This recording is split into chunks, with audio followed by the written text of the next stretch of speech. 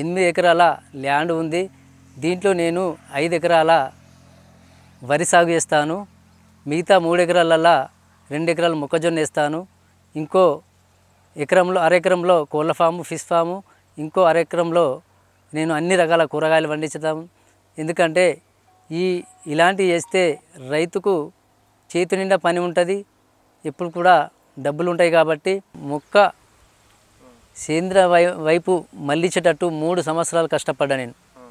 ప్రతి వారానికి ఒక పరి ఈ జీవామృతం వదిలిన నతట వర్మీ కాంపోస్ట్ ఉంటుంది, అందులో ఆవుమూత్రం కలుపుకుంటూ వెళ్ళిన.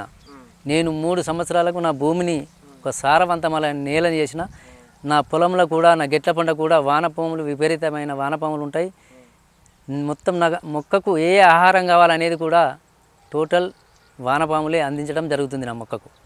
ఒక ఎకరం వరి పొలాన్ని పండించడానికి దాదాపు 4 గంటలు దున్నుతాడు ట్రాక్టర్. దానికో 4000, ఫర్టిలైజర్ అడుగు మంది వెళ్తారు 2 సంచులు, దానికో 2000. వరి నాట్లు 8 మందికి 500 చొప్పున అయితే 4000 రూపాయలు. టోటల్ ఒక ఎకరానికి 18,000 రూపాయలు ఖర్చు అవుతుంది. మనకు వచ్చేది 30,000 రూపాయలు. వడ్లు దాదాపు 30 క్వింటాలు వెళ్తే ఇందులో 30,000కి వెళ్ళి 18,000 రూపాయలు ఖర్చుగా పోతే ఒక రైతుకు కావాల్సింది 12,000 రూపాయలే. ఈ 12,000 రూపాయలకి వెళ్ళి ప్రతిరోజు రైతు నీళ్ళను చూడాలా, ఈ గెట్ల పంట గడ్డి వేయాలా, దాన్ని రసాయనాలు వెళ్ళాలా, పంపులు కొట్టాలా. రైతుకు ఎటువంటి కూలి లేదు. కూలి పట్టుకున్నా కానీ ఆ కూలికి ఒక ఎకరం పొలానికి 6,000 రూపాయలు చొప్పున పట్టినా కానీ మిగిలేది రైతుకు 6,000 రూపాయలే. దీన్ని దృష్టిలో పెట్టుకొని నేను ఖర్చు లేని పంట తీయాలి మనకు. కాబట్టి దీన్ని మొదలుపెట్టాను. నేను ఒక ఎకరానికి 50,000 రూపాయలు ఇప్పుడు సంపాదించగలుగుతున్నాను. బియ్యంకు నేను అనుకున్న రేటుకే వాళ్ళు తీసుకుపోవడం జరుగుతుంది. నా మార్కెటింగ్ రైసు హైదరాబాదు, కరీంనగర్, జగిత్యాల, మెట్పల్లి, కొరుట్ల.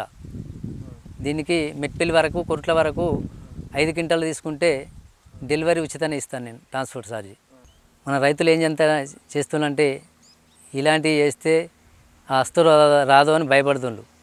మనకు 3 సంవత్సరాల పంట రాలేదంటే తట్టుకునే శక్తి వేరే రైతుతో ఉండదు.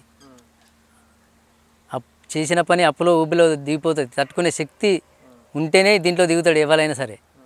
1 సంవత్సరం పంట రాలేదంటే వాడు దిగులు చెందుతాడు. తర్వాత ఫ్యూచర్లో ఇది ఖర్చు లేని పంట అయిన తర్వాత బాధపడతాడు.